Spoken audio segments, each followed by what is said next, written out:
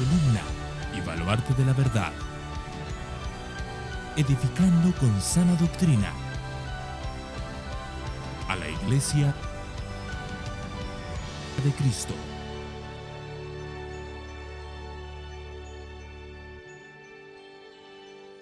Vamos a ir entonces a la palabra del Señor y vamos a seguir con nuestro estudio de Primera de Timoteo. Y hoy vamos a trabajar unos 4 versículos. Primera de Timoteo capítulo 5, versículos 17 al 20. Primera de Timoteo capítulo 5 y los versículos 17 al 20. Dice así la palabra del Señor.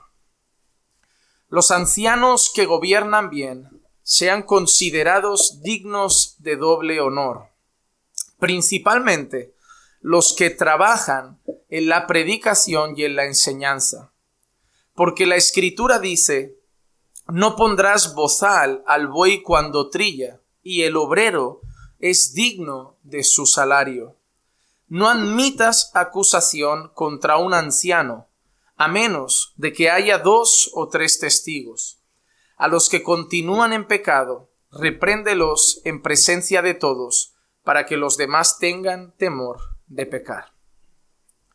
Padre, te pido, Señor, que ayudes a mi corazón a poder, Señor, exponer este pasaje de la manera seria y solemne que merece.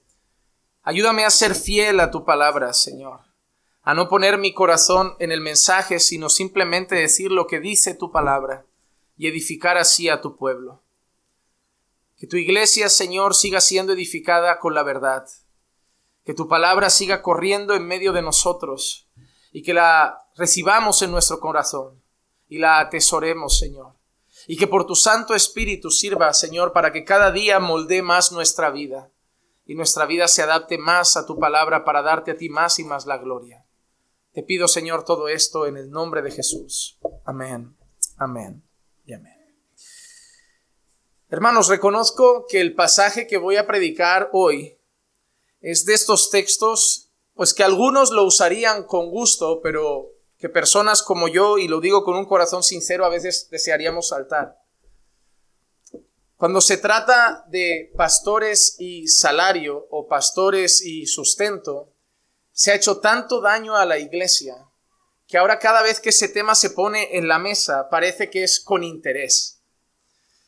Han habido tantos manipuladores, han habido tanto extorsionador, ha habido tanto obrero fraudulento, tanto lobo enmascarado, que ahora cuando tratas el tema del dinero o el sustento o el cómo tratar a un pastor, las heridas a veces en el corazón son tantas que es como que a veces uno se defiende diciendo, otro que quiere que le hagan esto, otro que quiere que lo traten así. Pero yo quiero decir 2 cosas. En primer lugar, que este texto no lo he elegido yo, porque el predicar secuencialmente la palabra hace que llevemos semanas y semanas y semanas en Timoteo, y lo que no podía hacer era saltarlo, porque es el texto que toca. Y eso me da la tranquilidad de que nadie puede decir, el pastor escogió ese texto porque nos quiere decir algo. No, es el texto que toca hoy. Pero por otro lado, también me lleva a decir una cosa importante, y es el hecho de que los malos obreros no pueden hacer que los obreros del Señor sean despreciados. Nadie puede haber tenido una mala experiencia en el amor y decir que ahora hay que quedarse solo el resto de su vida porque le tocó una persona inadecuada, eligió mal y la trataron mal. No significa que el que viene después le va a hacer lo mismo. A veces nuestras heridas impiden que hagamos las cosas bien por miedo. Y yo quiero decir algo. Nosotros tenemos que hacer lo que Dios manda. Y si Dios manda ciertas cosas sobre los pastores, oye, yo soy el que ha elegido tener a esa persona como pastor, pero si lo elijo voy a tratarlo como Dios pide. Yo estoy en mi derecho de decir quiero ese pastor o no, quiero esa iglesia o no, pero si entro en esa iglesia y acepto a ese pastor como mi pastor, lo trataré como la Biblia pida. Por eso sí que es verdad que creo que hay que ser cautelosos a la hora de escoger iglesia, a la hora de decidir quién va a pastorear mi vida, por la relación que vamos a tener y lo que la Biblia demanda de mí hacia mi pastor, así como lo que la Biblia demanda de mi pastor hacia mí. Entonces, Solo espero que cuando yo abra la boca hoy, todo el mundo vea que lo mismo que he hecho todas las semanas lo voy a hacer, y es citar la Escritura. Nada más que eso. Pablo ahora va a mirar a los pastores, pero principalmente a la iglesia. Y Pablo va a decir dos cosas que son muy importantes en relación a los pastores, pero sobre la manera como la iglesia tiene que hacer con los pastores, o la manera como la iglesia tiene que tratar a los pastores. La primera cosa que nos enseña nuestro pasaje, y lo vamos a analizar poco a poco como siempre, es que los pastores deben ser considerados según el trabajo que realizan. Mira cómo empieza nuestro texto. El versículo 17 empieza así: los ancianos que gobiernan bien sean considerados dignos de doble honor. No dice todos. Dice los ancianos que gobiernan bien. Soy una persona que cree que nadie, absolutamente nadie, que no modela el carácter de un pastor, el trabajo de un pastor y la vida de un pastor, puede demandar que lo traten como un pastor. No por ponerte en un púlpito y por abrir un local en el garaje de tu casa y decir que Dios te llamó a ser pastor, te van a tener que tratar como pastor. Porque estamos casi en este tiempo de ideologías. A lo mejor tú te autopercibes como pastor, pero no lo eres. Porque hay hombres que se autoperciben pastores, pero viendo la vida no lo son. Que tú te hayas puesto un garaje en casa o haya empezado una reunión en el salón y tú digas, Dios me ha llamado, no significa que por eso ahora voy detrás. Vale, pues si tú lo dices, te trataré como pastor y te llamaré pastor. No. Yo no creo que debamos tratar a todos los que tienen el título de pastor como pastor. No creo que debamos tratar a cualquier persona que aparezca diciendo que es pastor como pastor. Yo creo que hay que considerar su vida. Yo creo que hay que considerar sus frutos. Y por eso el texto empieza: los ancianos que gobiernan bien. Es decir, los ancianos que hacen debidamente su labor, los ancianos que hacen debidamente su trabajo. Esos son los que dice que deben ser considerados dignos de doble honor. Así que la primera palabra que vemos aquí es la palabra gobernar. Los ancianos que gobiernan bien. La palabra gobernar aquí es la palabra griega proistemi, que significa presidir o significa ocuparse. Nosotros a veces pensamos en gobernar como... Por eso no nos gusta la palabra líder. Y es verdad, a mí también me duelen los oídos. Y yo he sido muy reivindicativo de decir, en la Biblia no aparece la palabra líder. En el Nuevo Testamento la palabra que aparece es siervo. Y sí, pero realmente Jesús fue un gran líder. Pablo yo creo que tenía muchos matices de un buen líder. Moisés fue un gran líder. Pero fueron serviciales, humildes, amorosos, entregados a la labor. El problema es que nosotros vemos una palabra y automáticamente la relacionamos con lo que vemos en este mundo. Y obviamente el liderazgo de este mundo es autoritativo, es dominante. Ve a la gente y piensa, ¿qué puedo sacar de ellos? Y sí, hay hombres que han llegado a púlpitos siendo líderes conforme a este mundo, viendo la congregación y viéndola como un trampolín para sus metas personales y decir, ¿cuánto saco de aquí de dinero? ¿Cuánto me van a aportar? ¿Cómo me van a mimar? ¿Qué puedo sacar de esas personas? Pero la Biblia habla de aquellos que trasquilan a las ovejas, que se alimentan de ellas, que abusan de ellas, pero no son los siervos del Señor. Es que los pastores son, no, los de Dios no, porque Dios entonces miente. Porque Dios tiene una palabra donde Dios dice y promete que yo les daré pastores que los pastorearán con inteligencia, que los pastorearán con buen corazón. El Señor ha prometido dar pastores a su pueblo y si nosotros decimos que los pastores son, decimos que Dios miente. No, es que así como hay ovejas y cabras, hay pastores y lobos y nuestro trabajo es discernir. ¿Qué tengo delante? Un pastor no es autoritativo.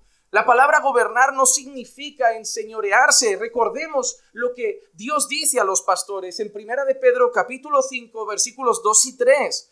Pastoread el rebaño de Dios entre vosotros, velando por él. Velando por él. ¿Sabes qué es velar? Velar es la actitud de no dormir. Velar es la actitud de tener siempre un ojo abierto. Velar es lo que hace alguien en una trinchera en guerra todo el tiempo para ver si viene el enemigo. Tú sabes que tienes alguien en tu vida que Dios demanda que esté preocupado constantemente por tu rumbo espiritual? Hay gente que hoy se va a casa y no sabe tu nombre, y no sabe si faltaste al culto, y no sabe nada. Pero hay alguien que tiene el deber de estar velando y de estar pensando quién es, cómo está, qué le pasa, qué le falta, y hacer lo posible para cuidar tu andar espiritual. Tú no sabes el regalo que Dios da cuando concede pastores a su pueblo. Que te haya tocado un lobo no es culpa nuestra. Es doloroso, es triste, es una terrible experiencia, pero no cierres la puerta a un pastor que Dios te pueda regalar.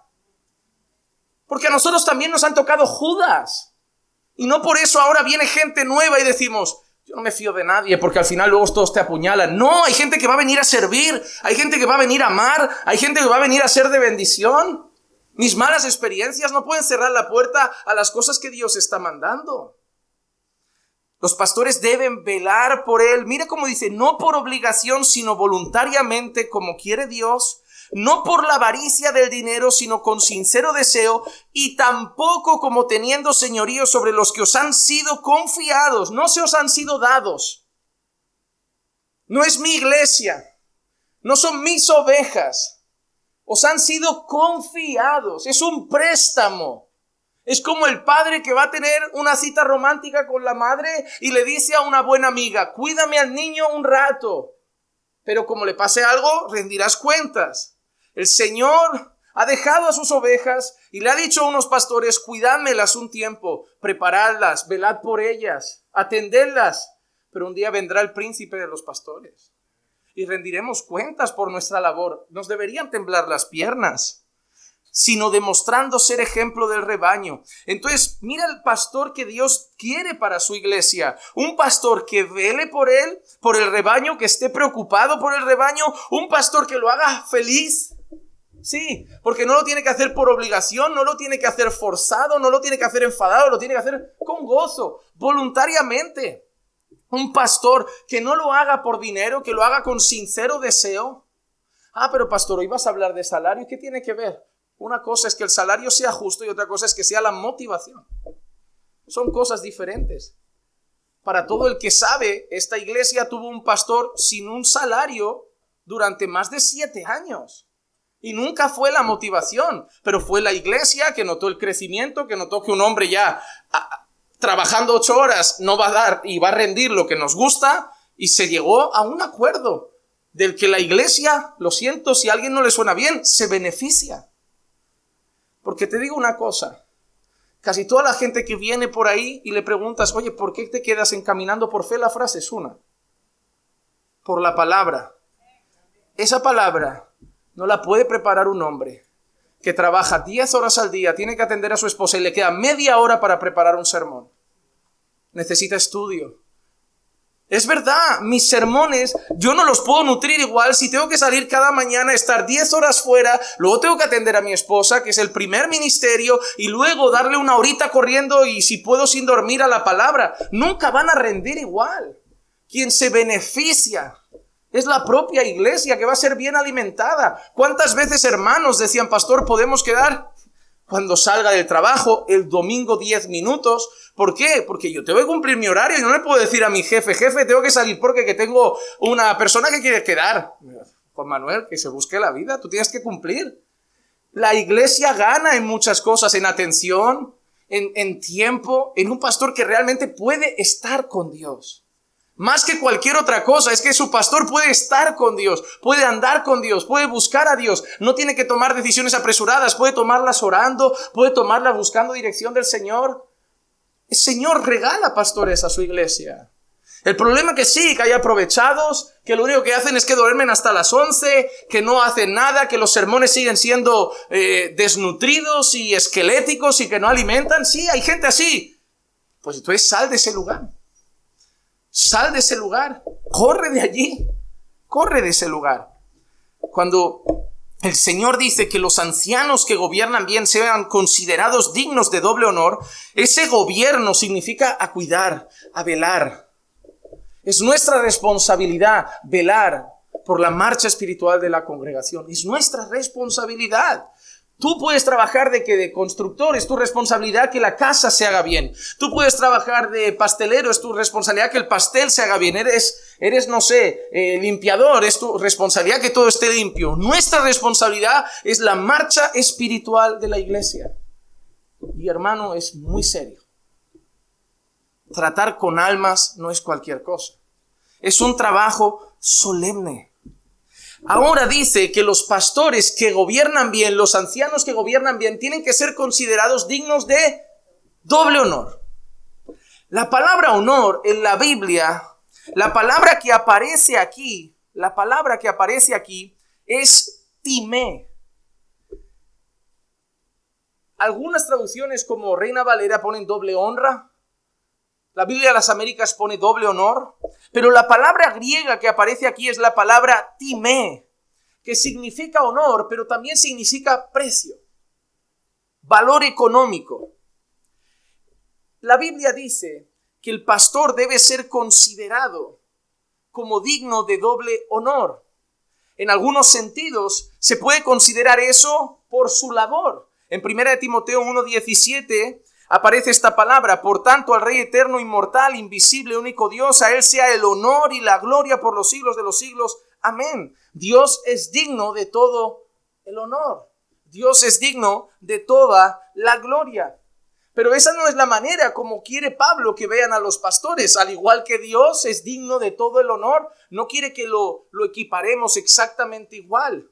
Pero los pastores son dignos de honra por lo que hacen. Repito, no estés pensando en los malos. Piensa en los que hacen lo que tienen que hacer. Mira lo que dice 1 Timoteo 3:1. Palabra fiel es esta: si alguno aspira al cargo de obispo, ¿qué dice? Buena obra desea hacer. Hermanos, nuestra labor es buena, es solemne. Nuestra labor no es cualquier cosa. Hermanos, yo podría decirte con la mano en el corazón que me ha tocado la labor más difícil y la más hermosa. Las dos cosas. Hay momentos que diría, esto es imposible, y otros que digo, pero no puedo vivir sin hacerlo. Es lo más bonito que me ha pasado en la vida. Hermano, te digo una cosa, si la iglesia entrara en crisis, quedáramos 50, tuviera que volver al trabajo, yo no sería de los que os dirían, pues entonces ahora dejo esto. No, seguiría como empecé hace años, con 20, con 15, con 30 y con 40. Me buscaría el trabajo y pastorearía todo lo que pudiera en la medida de mis posibilidades. ¿Saben por qué? Porque no sé hacer otra cosa.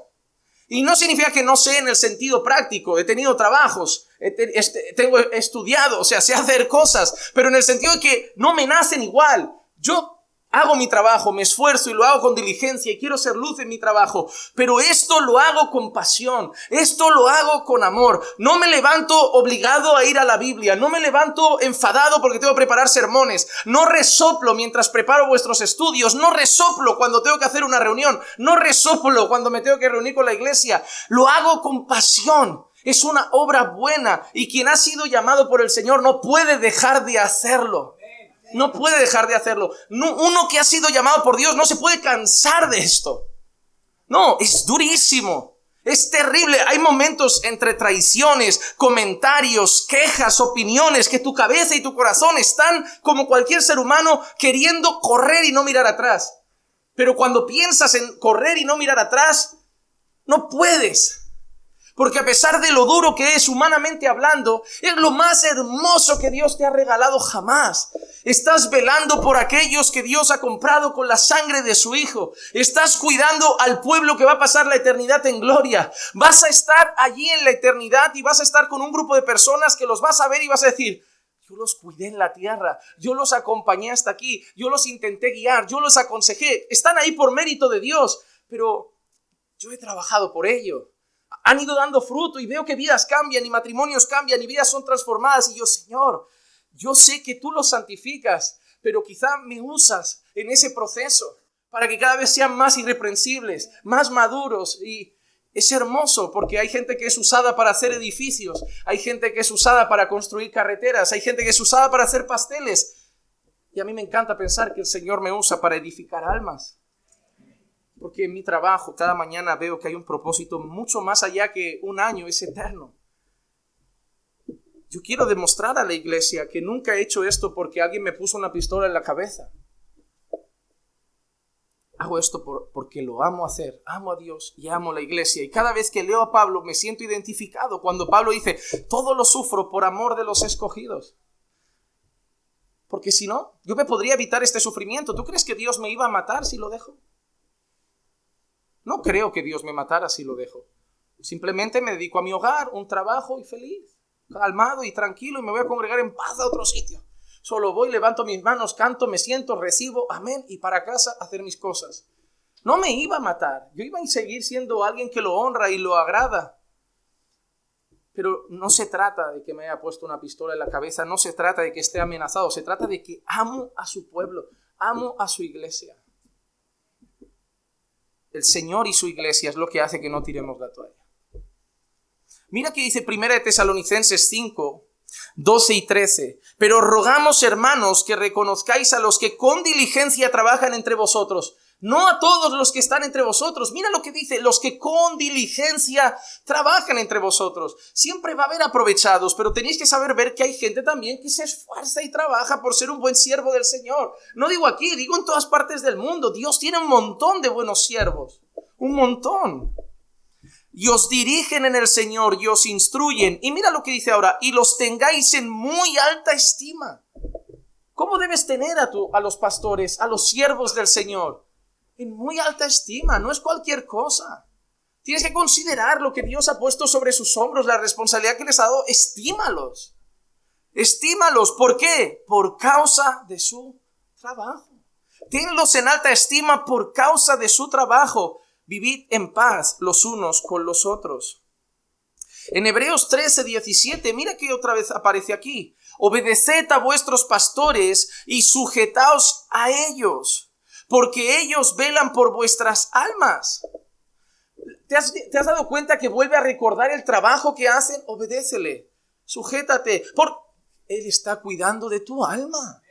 Es todo el rato diciendo, no te lo pido por cualquier cosa, te pido que lo honres, que lo tengas en alta estima, que lo obedezcas, porque está cuidando de tu alma. No está haciendo otra cosa, está cuidando de tu alma. Como quienes han de dar cuentas, permitidles que lo hagan con alegría y no quejándose.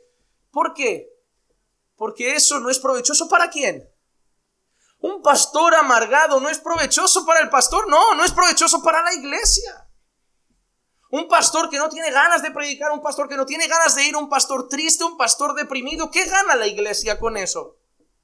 Pierde, porque nada es mejor que un pastor apasionado por su labor, que predica encendido, que predica buscando, que se esfuerza por traer buenos estudios, que se esfuerza por edificar, pero si le da un bajón, ¿quién pierde? La iglesia. Tenedlos en alta estima, honradlos por lo que están haciendo, porque si se vienen abajo, los perjudicados sois vosotros. Es lógica. Pero la palabra honra, como hemos dicho, la palabra timé, un valor, una palabra que aparece ahí, que tiene un significado que tiene, es precio, valor. Y mira, en este texto aparece también la palabra timé, pero traducida diferente. En Hechos capítulo 5 y el versículo 2 pone, y se quedó con parte del precio. ¿Ves esta palabra? Precio. La palabra que aquí pone precio es timé. Es la palabra que hemos estado viendo en griego, timé. Es la palabra que en Timoteo está puesto como considerados como dignos de doble honor. Es la misma palabra, lo que aquí está traducida como precio, porque también es un sinónimo. Dice, sabiéndolo también su mujer y trayendo la otra parte, la puso a los pies de los apóstoles. Entonces la palabra timé, la palabra que aparece en griego en ese texto de 1 de Timoteo puede significar honor, honra, pero también puede significar precio, valor. En el contexto no tiene el sentido directamente de honra, sino el sentido de valor. Y tú dices, claro, ahí puede ser que te interese más a ti tirarlo para ese sentido. No. Un texto fuera de su contexto solo sirve para crear un pretexto, y si lo arranco de su contexto podría llevármelo a mi territorio. Pero como vamos a ver después, va a hablar de que el obrero es digno de su salario. Entonces, en su contexto, el contexto de Pablo inmediatamente ahí es: no pongas bozal al buey que trilla. El buey tiene que comer también. Si el buey solo trilla y no come, el buey dejará de trillar un día. Ese es el contexto. Y por eso Pablo está diciendo: considerad como dignos de doble precio, de doble salario. Pastor, ¿quiere decir que ahora está pidiendo un aumento? No, pero es la consideración que deberíais tener. La consideración es: ¿alguna vez os habéis preguntado qué debería cobrar? Porque, por ejemplo, si tú dices soy ingeniero y vas a un puesto de trabajo y te dicen: ok, ¿qué eres? ¿Vienes al puesto de ingeniero? Sí. Ok, te vamos a pagar 800 euros al mes, 14 ¿Perdona? ¿800? ¿Qué ingeniero trabaja por 800? Seguro que nadie, ¿verdad? Porque tú esperas: por este trabajo yo percibo este salario. Yo entiendo que esto, pues a un chico de un Burger King que trabaja unas horitas le des 800 euros. Pero un ingeniero no. Imagínate que has estudiado medicina, te has sacado la carrera y vas a candidatarte para ser cirujano del hospital de Barcelona, y tú: cirujano, mi madre lo soñó, vida resuelta, ahora un piso en Pedralbes. Y vienes por el puesto de cirujano, sí. Pues mira, estas son las condiciones. 1.200 euros al mes, está bien, ¿no? Y tú dices: está bien, es un salario que está bien. 1.200, muchos lo aceptarían. Pero lo aceptaría el cirujano. El salario, y vosotros sabéis que eso es normal, va en relación al trabajo. Va en relación a lo que hacemos.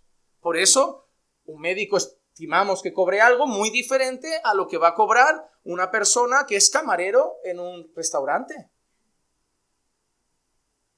Entonces, la pregunta no es: ahora dice el texto que el pastor merece 2 sueldos. No es eso lo que dice literalmente. Lo que dice es: consideradlos.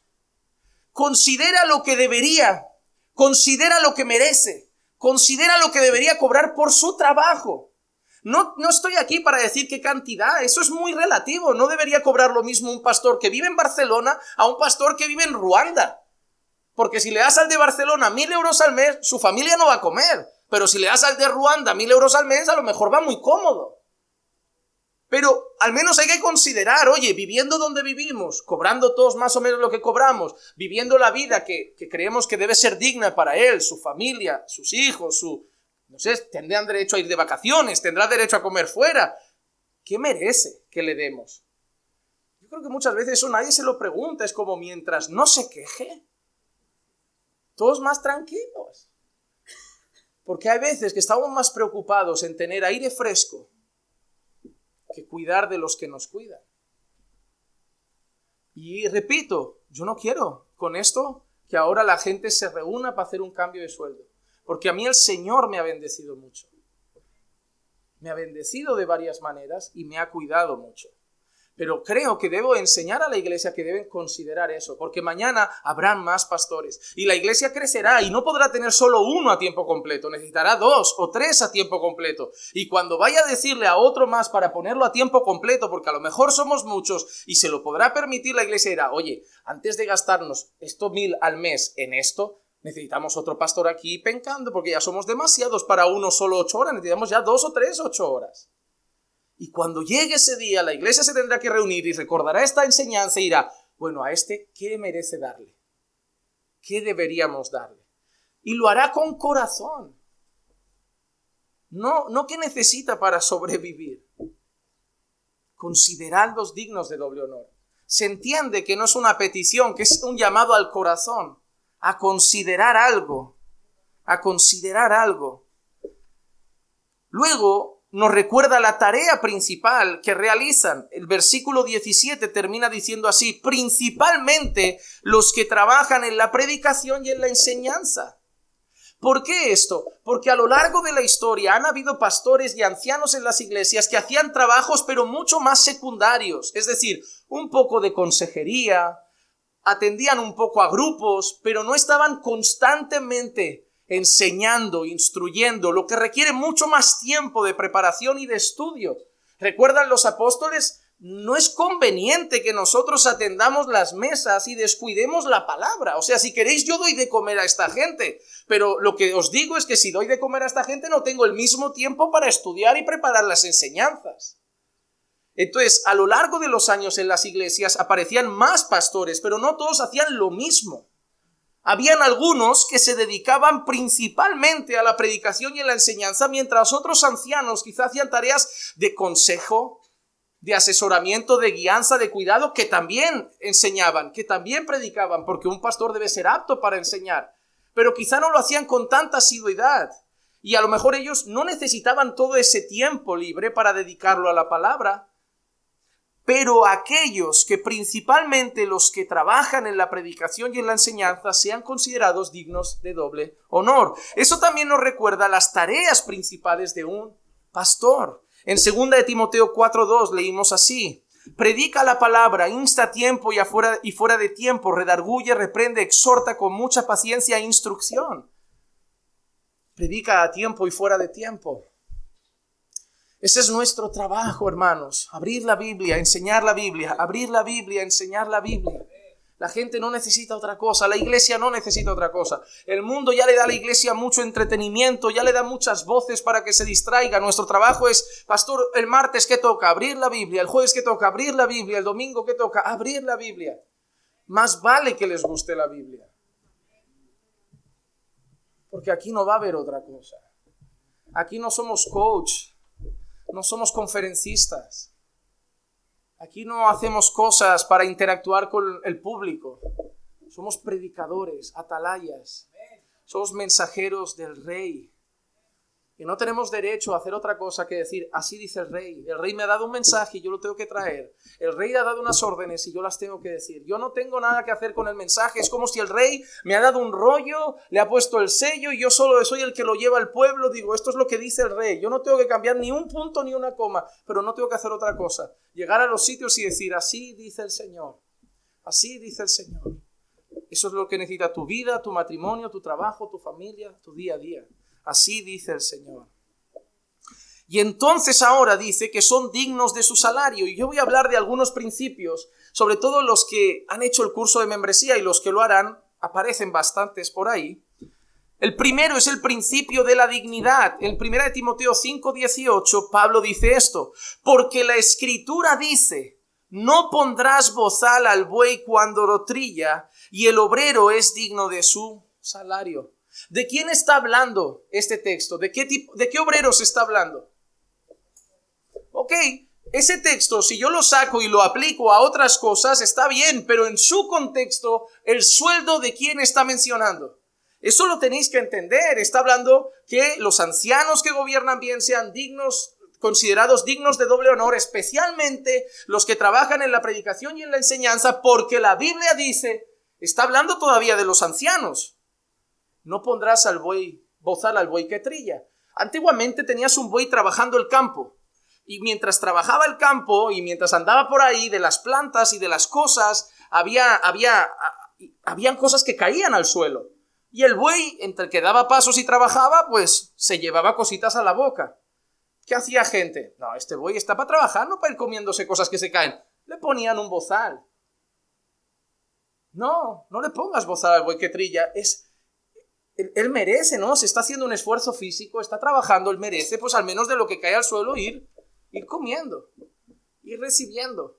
Usa esa expresión para hablar de los pastores. Es como el pastor está aquí trabajando, que coma algo del fruto, no tiene nada de malo en sí. Y luego usa esa expresión, el obrero es digno de su salario. Es un principio, es el principio de la dignidad. Pero yo no sé qué pasa, que la gente dice, el pastelero es digno de su salario, el barrendero es digno de su salario, el médico es digno de su salario, el pastor tiene que hacerlo por amor. Ole, ole y ole. Y tú dices, pero Jesús, ya empezamos. Amados hermanos, Jesús, ¿con qué pagaba sus viajes? Jesús era carpintero ¿hasta qué edad? Porque no le veo haciendo sillas con los discípulos. por Galilea.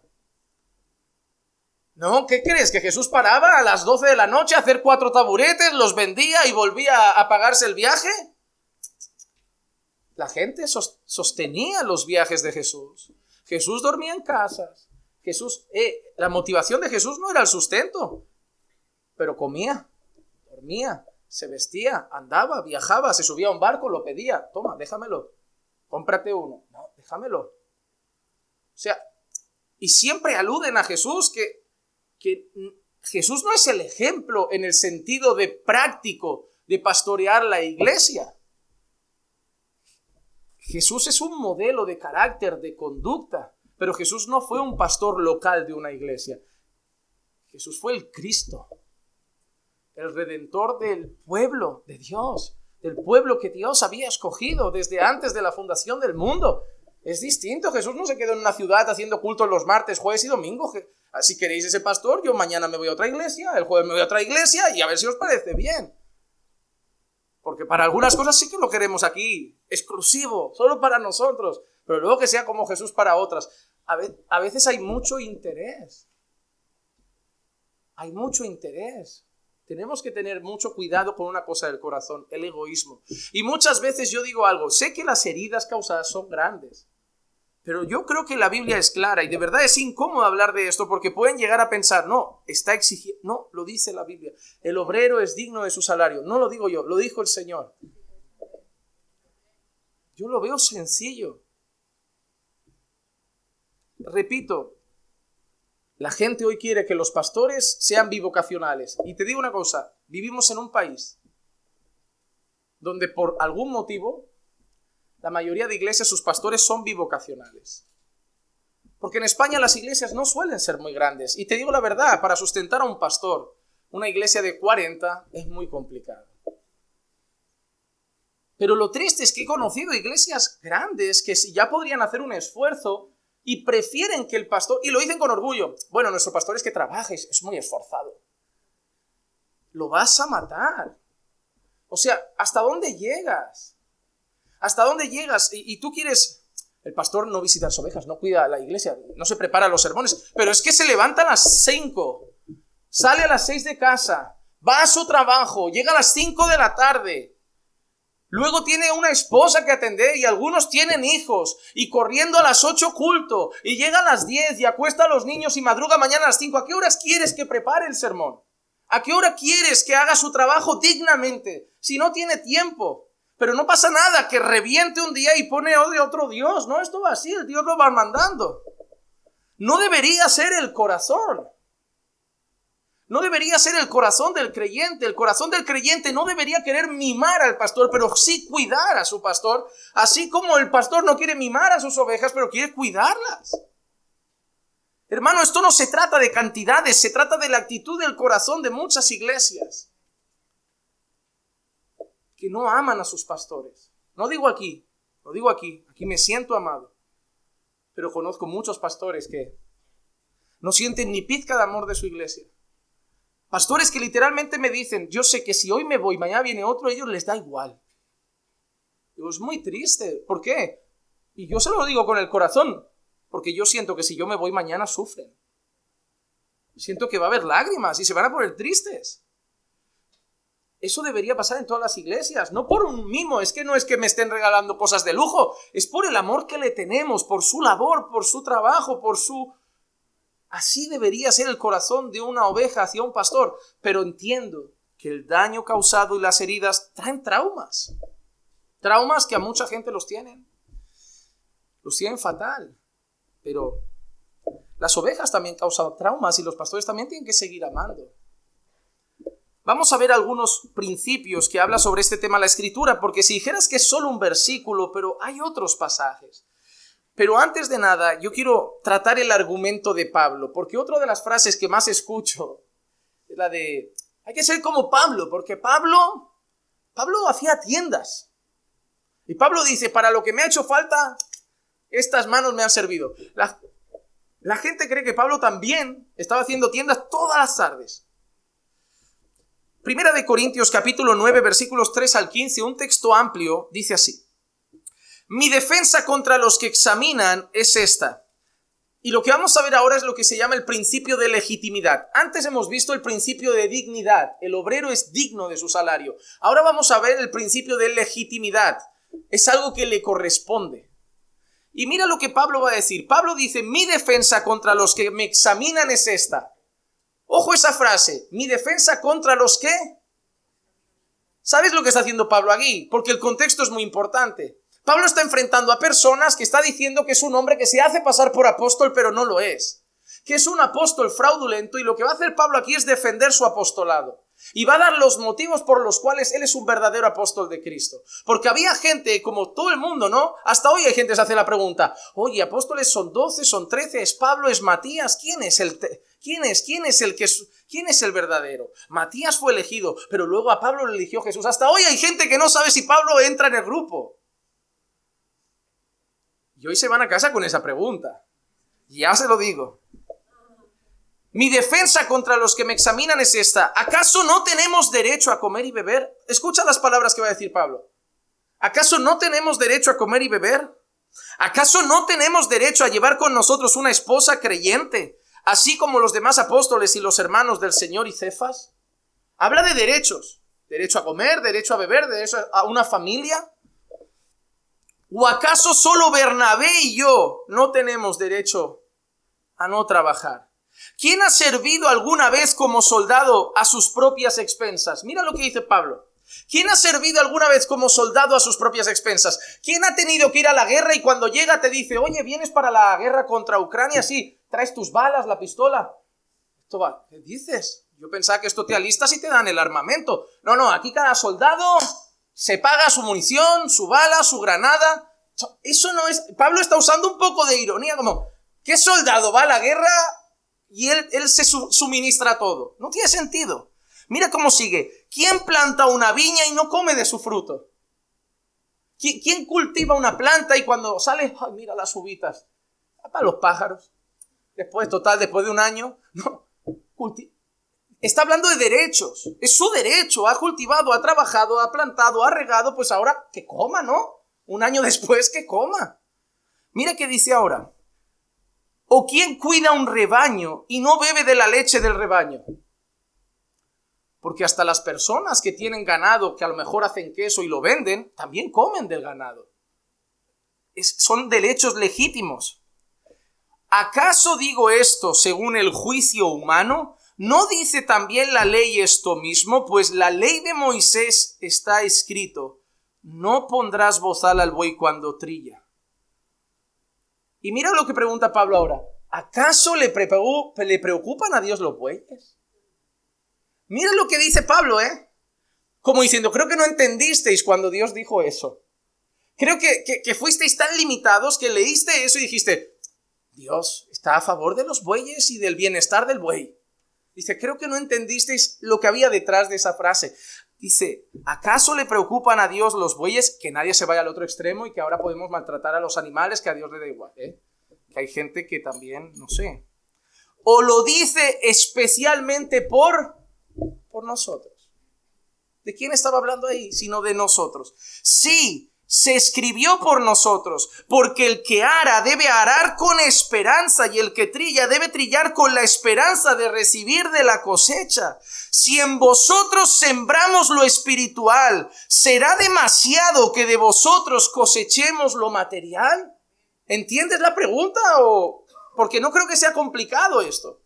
Dice Pablo, todo lo que está hablando es de un derecho. Dice, yo no tengo derecho si me paso el día trabajando por la iglesia, de que la iglesia supla mis necesidades, que yo pueda vivir como el resto, que pueda comer, tener una familia a la que sustentar. Mira cómo sigue ahora. Si otros tienen este derecho de vosotros, ¿no lo tenemos aún más nosotros? Sin embargo, por eso Pablo, mira lo que dice Pablo, sin embargo, no hemos usado este derecho, sino que sufrimos todo para no causar estorbo al evangelio de Cristo. Pablo está escribiendo, a Corintio. Lee la carta a los Corintios y no es la iglesia más madura. Es una iglesia a la que Pablo le tiene que decir, os tengo que hablar como a carnales ni como a espirituales os puedo hablar. 2, en un tiempo donde Pablo lo están cuestionando, porque veía mucha gente que decía ser apóstol ¿para qué? para aprovecharse de la iglesia, ¿no? Los apóstoles tenían un derecho, ser sustentados por la iglesia, ser sustentados por el redil. Entonces, claro, muchos espabilados, oye, yo no doy un palo al agua, pero si me presento aquí diciendo que soy apóstol, esta gente a mí me va a dar un sueldecito al mes. Y hasta hoy pasa. Hasta hoy hay gente que dice, la iglesia es así de ingenua. La iglesia le hablas un poco bonito y rápido te firman un cheque. Es cierto, y hay mucho aprovechado.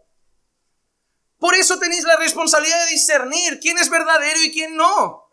Yo no tengo que sustentar a un lobo. El lobo no tiene ningún derecho, pero Pablo está hablando de derechos, ¿lo habéis entendido? Es mi derecho. Lo que Pablo dice, que no lo he querido usar. Pero mira qué expresión, sino que sufrimos. Pablo no dice con honra de, que sepáis que yo no he querido cobrar de esta iglesia y me estoy buscando la vida, y lo dice como feliz, lo dice, y esto no es agradable, lo estoy sufriendo. No es un buen momento. Pero era el amor que tenía por la iglesia tanto que si era necesario, pues lo hacía. Por no causar un peso. Sufrimos todo para no causar un estorbo al evangelio. ¿No sabéis que los que desempeñan los servicios tratados comen la comida del templo y los que regularmente sirven en el altar, del altar reciben su parte? Así también ordenó el Señor que los que proclaman el evangelio vivan del evangelio. No es difícil. Pablo está hablando de un derecho legítimo. Mas yo de nada de esto me he aprovechado. Y no escribo esto para que así se haga conmigo, porque mejor me fuera a morir que permitir que alguno me prive de esta gloria. El versículo 18 dice, ¿cuál es entonces mi recompensa? Que al predicar el evangelio pueda ofrecerlo gratuitamente sin hacer pleno uso de mi derecho en el evangelio. Pablo no está hablando mal de los que hacen uso del derecho. Solo que Pablo en un momento de su vida dice que no hace uso de derecho porque se está cuestionando su ministerio y él no quiere ser un estorbo.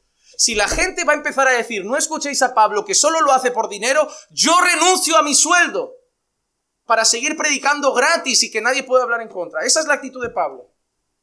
Pero no está diciendo nadie lo merece. Está diciendo que sepáis que esto es un derecho del que yo no hago un uso legítimo ahora. Otra cosa, Pablo no estuvo haciendo tiendas siempre, porque en algunas ocasiones Pablo escribe diciendo, oye, gracias por lo que me habéis mandado, que tengo más que suficiente, que estoy bien abastecido. Pablo agradecía muchas veces el sustento de su ministerio. Ahora vamos al caso de Filipos y vemos el principio de la generosidad. Filipenses capítulo 4, versículo 10. Mira qué dice Pablo, me alegué grandemente en el Señor de que al fin habéis reavivado vuestro cuidado para conmigo. Hay una iglesia que ha reavivado su cuidado para con Pablo. ¿Y cómo está Pablo? Triste. Está muy contento. Está muy contento de que la ofrenda ha vuelto a llegar. Es que no es malo porque...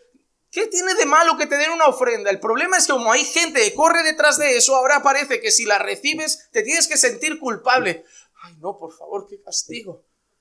¿Por qué? Yo no lo hago por eso. Pablo no creo que en ningún momento el dinero fuera su motivación y dice, yo estoy muy alegre de saber que habéis podido reavivar vuestro cuidado para conmigo. Dice, en verdad, antes os preocupabais, pero os faltaba oportunidad. Mira qué bonito, Pablo dice, si no me ha llegado vuestra ofrenda, es por un motivo, porque no podíais. Si yo lo entiendo, sé que queríais, pero os faltaba oportunidad, no había condición. Pero mira la iglesia de Filipos, en cuanto habéis podido, habéis reavivado vuestro cuidado para conmigo. Pablo no exige lo que la iglesia no le puede dar, pero agradece cuando la iglesia puede y muestra ese afecto. Versículos 15 al 19, mira.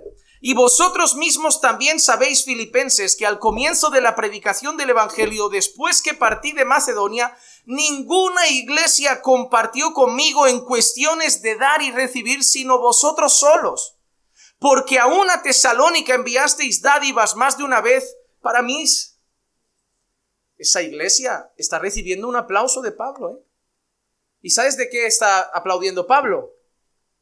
De que hubo un tiempo que no tuvo que hacer tiendas porque los filipenses pagaban a Pablo incluso cuando Pablo no estaba con ellos, cuando estaba en Tesalónica, pero como los de allí no lo hacían, ellos querían ayudar al apóstol Pablo y lo mandaban y Pablo está feliz, no tiene nada de malo. Los filipenses apoyaron a Pablo. Pablo empezó su ministerio con muchas dificultades. Tuvo que defender mucho su apostolado. Por eso al principio ninguna iglesia quería compartir conmigo, porque le tenían en duda. Y mira cómo sigue. No es que busque la dádiva en sí, sino que busco fruto que aumente en vuestra cuenta. Pero lo he recibido todo, pero no busco eso. Mi objetivo no es el dinero, sino el fruto en vosotros. Pero lo he recibido todo y tengo abundancia. No tiene poco, Tengo abundancia, estoy bien abastecido, habiendo recibido de Epafrodito lo que habéis enviado, fragante aroma, sacrificio aceptable, agradable a Dios. Y mira lo que dice ahora Pablo. Y Dios proveerá a todas vuestras necesidades conforme a sus riquezas en gloria en Cristo Jesús. Pablo dice que está bien abastecido. Pablo dice que ha recibido eso. Pablo le usa un término que representa ofrenda, fragante aroma y agradable a Dios. Pablo cree que lo que han hecho los filipenses no es una transacción económica, es una ofrenda en el reino. Y por eso Pablo termina diciendo, y sé que Dios os va a bendecir por eso. En eso no ha habido ni interés en Pablo ni interés en los filipenses. Ha habido un corazón que dice, si queremos que ese hombre siga predicando, hay que sustentarlo. Porque si no, va a tener que hacer otra cosa. Es así de simple. Y creemos que ese hombre viene de Dios. Eso es lo que veían los filipenses. Ahora, en Gálatas vemos otro principio, y es el principio de reciprocidad. Y ese es el punto con el que termino esta parte. Gálatas 6:6, Pablo también dice, y al que se le enseña la palabra, que comparta toda cosa buena con el que le enseña. Y no se refiere a que le compartas los vídeos que te edifican. Al que se le enseña la palabra, que comparta también con el que le ha enseñado. Para ser Pablo el que hizo tiendas, a los Gálatas, a los filipenses, a Timoteo y a los corintios, menciona cosas relacionadas con que el sustento es digno. ¿Pablo tenía interés en el dinero? No. Pero Pablo sabía que la iglesia debía considerar como dignos de doble honor a los ancianos que gobiernan bien, principalmente los que se dedican a la enseñanza y a la predicación. Pero te digo una cosa, y eso es una norma que yo apliqué en mi corazón. Ningún pastor debería exigir eso de la iglesia. Debería ser como Pablo. Si llega y la iglesia lo decide, gloria a Dios. Pero la iglesia no tiene que ver que ese es el interés del pastor. Pero también te digo una cosa, si la iglesia ve a un hombre que trabaja duro, y no hablo por aquí, que yo aquí estoy a tiempo completo, hablo por otras iglesias, que yo he visto hombres que trabajan duro, esforzados, que hacen todas las visitas que pueden, que predican fielmente el evangelio, que aman esa iglesia, y la iglesia está muy cómoda diciendo, si ese dinero, si no se lo damos a él, tenemos aire acondicionado de más calidad, un lugar más grande, un templo mayor. Y ahí se trata de cuál es el verdadero interés en el corazón de la iglesia. Ese señor puede seguir explotado 3 años más, pero nosotros tendremos un templo guapo y cómodo. Ahí se ven muchas cosas. El problema no es la exigencia económica, el problema es analizar el corazón. Todo pastor debe hacerse una pregunta cada día. ¿Qué siento por mi iglesia? Y yo creo que al menos de vez en cuando cada creyente debería hacerse la misma pregunta al revés. ¿Qué siento por mi pastor? Porque es difícil estar en una iglesia donde tú no tienes amor por las ovejas si eres el pastor.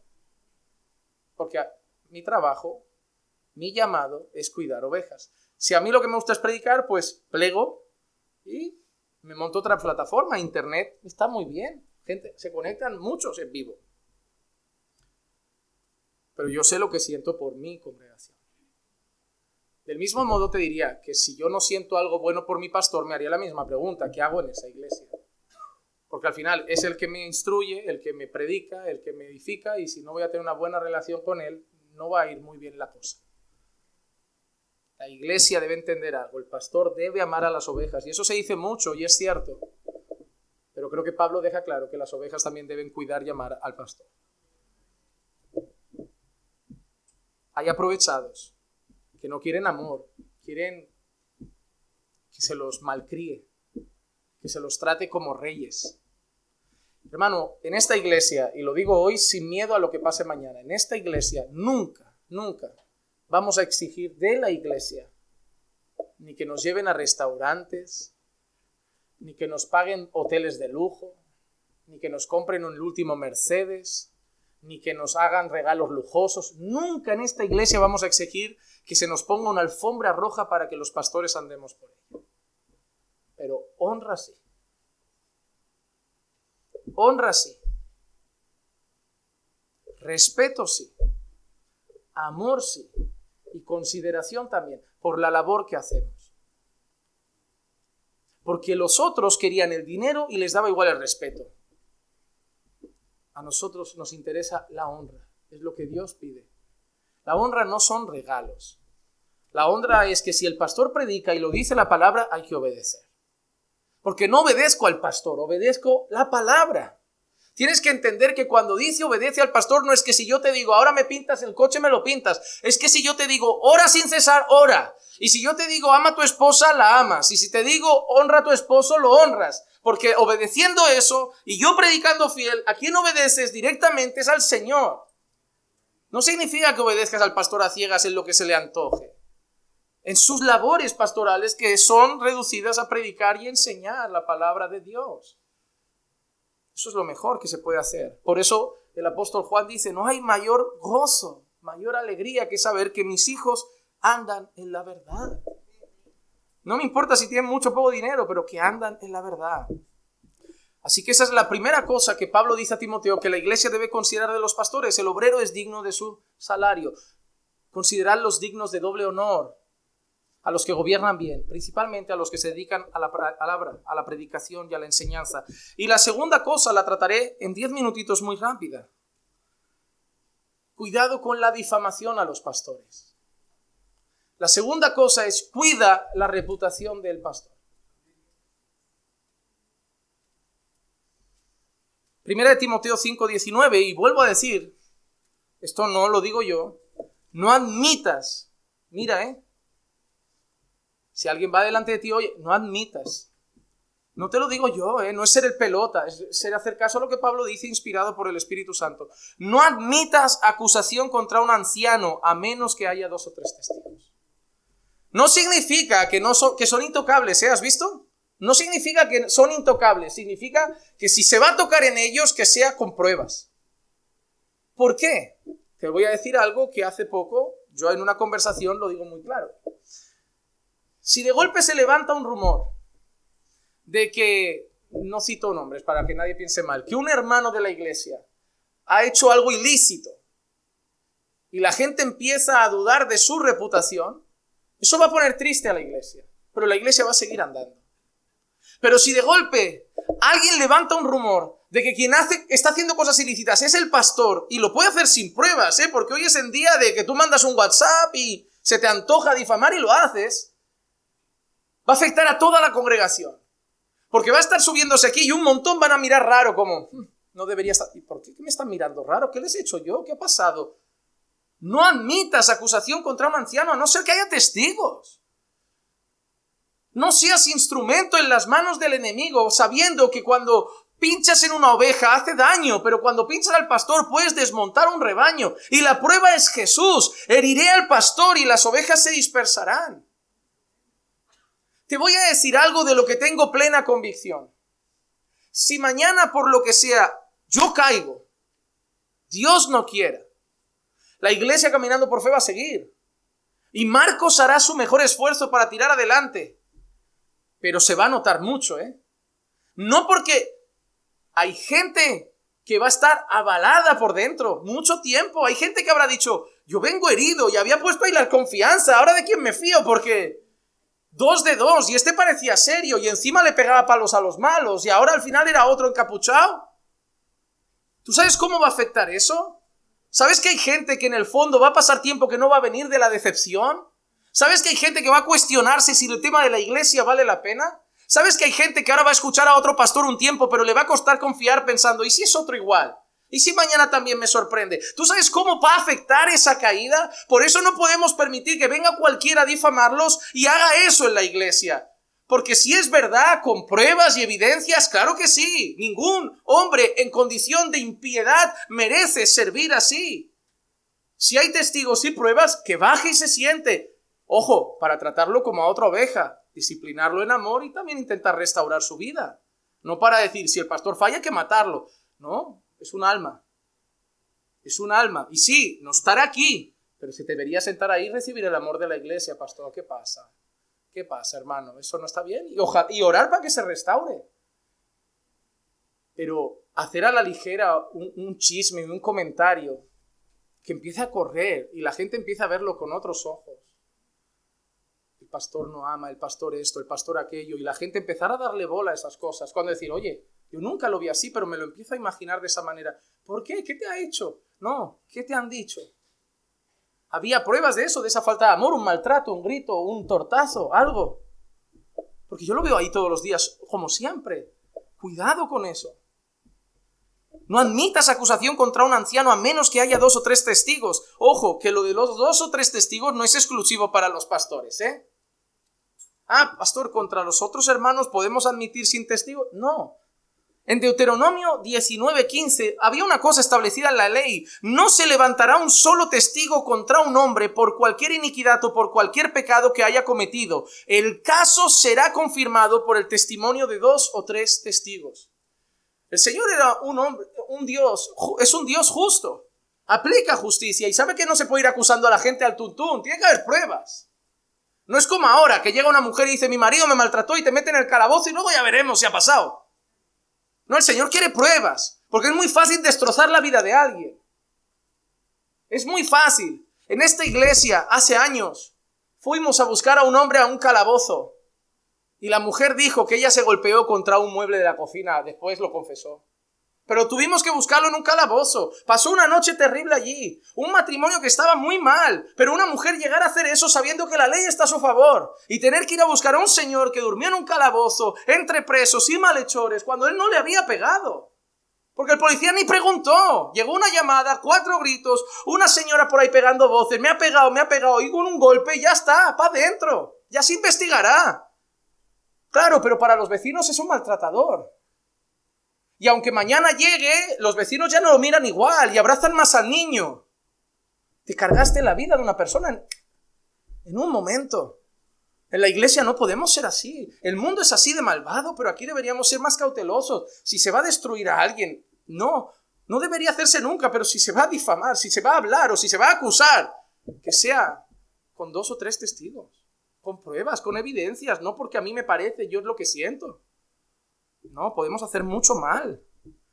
Era un principio que hasta Jesús establece para la iglesia. Mateo 18, 15 y 16. Si tu hermano peca, ve y repréndelo a solas. Si te escucha, has ganado a tu hermano. Pero si no te escucha, lleva contigo a 1 o 2 más, para que toda palabra sea confirmada en boca de 2 o 3 testigos. ¿Por qué Jesús hace ese proceso? Es un proceso que guarda la reputación del hermano. Porque si el hermano cae y queda entre nosotros, ya está. Tú, Dios y nosotros lo sabemos ya. ¿Por qué hay que contar a la congregación que has caído? Hay un montón de gente inmadura, te va a mirar con otros ojos, van a actuar mal y ha sido una caída como la que tienen todos ellos, lo que no lo dicen. Se quedó ahí, hay arrepentimiento. Si el hermano persevera en el pecado, vamos 2 o 3. ¿Por qué 2 o 3? ¿Por qué no a la iglesia? Porque queremos que cuanto menos gente lo sepa, mejor. No queremos ensuciar la reputación de un hermano. Llegar a ponerlo ante la iglesia es el último paso, porque ya no nos queda otra y porque queremos presionar entre todos para ver si deja el pecado. Pero el mayor deseo es que se arrepienta antes para no destrozar su reputación. El mismo principio con los pastores. Vamos a hablar de él con testigos. Con testigos. Es nuestro pastor. Nos acaban de decir que lo estimemos, que lo consideramos con honra y ahora vamos a pegarle un palo por detrás. Me gusta una cita de Calvino. Es larga, pero la quiero compartir. Calvino dijo esto: yo respondo que este es un remedio necesario contra la malicia de los hombres. Está hablando del versículo que acabamos de leer, de no aceptar acusación contra un anciano a no ser que sea con 2 o 3 testigos. Dice, porque ninguno está tan expuesto a las calumnias y a las difamaciones como los maestros piadosos. Y esto no solo proviene de la dificultad de su oficio, bajo cuyo peso algunos sucumben o titubean o se detienen o se equivocan, por lo cual muchos hombres perversos aprovechan la ocasión para encontrar defectos en ellos. Mira lo que está diciendo. Su trabajo es difícil y hay momentos en que ellos tambalean, se les va una palabra, titubean, y es ahí donde está esa persona esperando para decir, ahora lo machaco, ahora patino un poco, ahora le doy la puntilla y lo acabo con él. Es triste, pero están al acecho. ¿Tú sabes lo que es predicar cuidando y decir, si patino, sé que hay gente en esta iglesia que lo único que está buscando es que le den la razón cuando dijo, no es un pastor? Es muy difícil predicar sabiendo que tienes un montón de gente que sí que te ama, pero hay algunos en medio que están esperando el patinaje para entonces subir la voz y decir, viste. Es duro vivir así, pero es una realidad que los pastores tienen que asumir. Sino que hay una vejación adicional, que aunque ellos desempeñen su oficio correctamente como para no errar, jamás escapan a miles de críticas. Y esta es la astucia de Satanás, alejar el corazón de los hombres de los ministros, para que gradualmente la instrucción pueda caer en desprecio. Me gusta eso, en el sentido de la claridad con la que lo dice. ¿Por qué? Porque si tú empiezas a mirarme con malos ojos, hoy no estás ni escuchando el sermón. Hoy ni estás recibiendo la palabra, porque lo único que tienes hacia mí ahora es rencor, es rabia, es duda, es... Entonces la palabra en ti no está haciendo efecto. Dice, Satanás lo sabe usar bien, es experto. Porque si empiezan a verlo con malos ojos, sus sermones ya no calan, ya no los reciben. No hay nada mejor que poner enemistad entre una oveja y su pastor, porque va a ir a la iglesia y no se va a edificar. Porque en su corazón está diciendo, a ese hombre yo no lo escucho. Eso es muy duro, hermano, y ora para que no te pase. Porque el que pierdes eres tú. Mientras tienes ese problema conmigo que a lo mejor no se resuelve, eres tú el que no está recibiendo la palabra bien en tu corazón. No estás dejando que lo haga bien porque hay algo que se resiste. Así, no solo se hace mal a personas inocentes al herirles su reputación injustamente, lo cual es excesivamente bajo para los que tienen un rango tan honorable, sino que también la autoridad de la santa doctrina de Dios es menoscabada. No dejemos que Satanás juegue así. Si pecó y hay testigos, hagamos lo que hay que hacer. Pero cuidemos la reputación, porque va a afectar a la iglesia.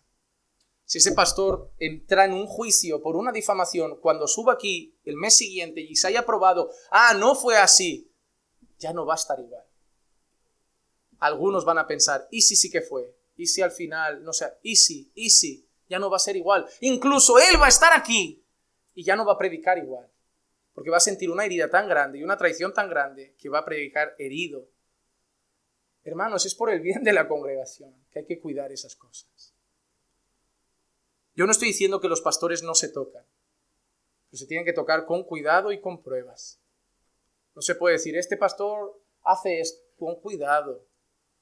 Con cuidado. Miren, yo soy una persona que hace vídeos en internet y eso lo tengo muy presente.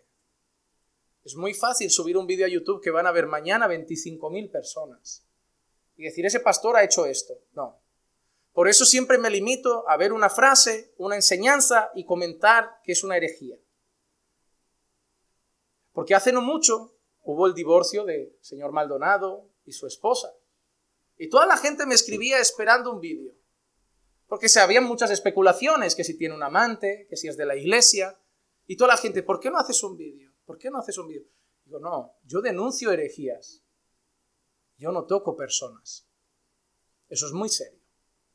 Eso es muy serio. Ese límite entre la denuncia de la herejía, que lo hacía Pablo, que lo hacía Pedro, que lo han hecho los hombres de Dios a lo largo de la historia, y el salseo, es una línea muy fina. Y yo no, se dice que ha sido una... Uy, eso, ¿y si no fue? Y me cargo más la reputación que ese hombre ya no debería tener, pero la dejo peor. Pero lo que digo con él se puede decir de cualquiera. Cada vez que abramos la boca tengamos mucho cuidado, ¿eh? No de los pastores, de cualquier persona. Podemos destrozar vidas y matrimonios en un momento. Vi a tu marido por ahí, estaba con... Y luego no era el marido, perdón, se parecía mucho. Y ahora tienes una señora desconfiada, sufriendo. Hay que tener mucho cuidado con esas cosas. Por eso el Señor dice, no dijo que no los reprendáis, pero si hay testigos, Si alguien puede afirmar, sí, ha hecho eso y lo hemos visto. Y que lo firmen varios, 2 o 3 testigos. Luego dice que hay una disciplina pública. Y terminamos con el 20. A los que continúan en pecado, repréndelos en presencia de todos para que los demás tengan temor de pecar. Algunos piensan que esto habla de los pastores. Y podríamos aplicarlo así. Si de verdad se ha probado que el pastor ha pecado y hay testigos, que se ha reprendido públicamente. Yo creo que los pastores no deben ser reprendidos solo en secreto. Si hay pruebas de una caída que merece dejar el ministerio, la iglesia debe estar informada del motivo. Un pastor no puede desaparecer y la iglesia preguntarse qué ha pasado. Es respeto a la congregación. Y además que somos personas que si pecamos debemos entender algo. Que no tenemos por qué morirnos. ¿Perdemos el ministerio? Sí. Pero no significa que no somos creyentes. Porque en otros puede pasar. Solamente que, hermanos, ya no soy digno de estar aquí. Espero que me acojan entre sus filas para cantar juntos y alabar al Señor. Pero aquí se piden unas características en 1 de Timoteo y yo ya no soy irreprensible. Entonces yo mejor me quedo ahí. No significa que ya no sea creyente, pero ya no soy irreprensible como para estar en ese lugar. Si hay pruebas, un pastor tiene que ser puesto en manos de la congregación. Claro que sí. Pero este texto, yo creo que no apunta al pastor que ha permanecido en pecado, sino al difamador. Si el difamador persiste en atacar contra el anciano, repréndelo en presencia de todos para que los otros tengan temor a no pecar. Hermanos, este hermano está haciendo difamación. Está haciendo chisme, está haciendo... Y obviamente tú dices, pastor, eso le va a hacer pasar vergüenza. Es lo que pretende. Porque el que piensa hacerlo sabe dónde puede acabar. Es así. Yo termino con este texto para reforzar esta opinión, para que otros aprendan. Deuteronomio capítulo 19, versículos 18 al 20. Y los jueces investigarán minuciosamente. Si hay una acusación, hay jueces, tienen que investigar minuciosamente. Y mira qué dice ahora, y si el testigo es un testigo falso, y ha acusado a su hermano falsamente, entonces le haréis a él lo que él intentaba hacer a su hermano. Así quitarás el mal en medio de ti. Los demás oirán y temerán, y nunca más volverán a hacer maldad semejante en medio de ti. A ver, en ese caso era más serio. ¿Por qué? Porque muchas veces se acusaba a alguien de un pecado que la pena era la muerte. Y lo que está diciendo es, si alguien ha acusado a un hermano con un pecado que merece la muerte, será apedreado. Ok, hay un juicio, pero ojo, como el juez diga que esto ha sido falso, el otro no se va de rositas, el otro va a pagar el castigo que le íbamos a imponer a él. Porque la intención, ¿cuál fue? Que lo mataran. Pues ¿cuál va a ser la consecuencia? Va a morir él. Y lo haremos públicamente. ¿Para qué? Para que el próximo que piense en hacer lo mismo contra su hermano sepa cómo puede acabar.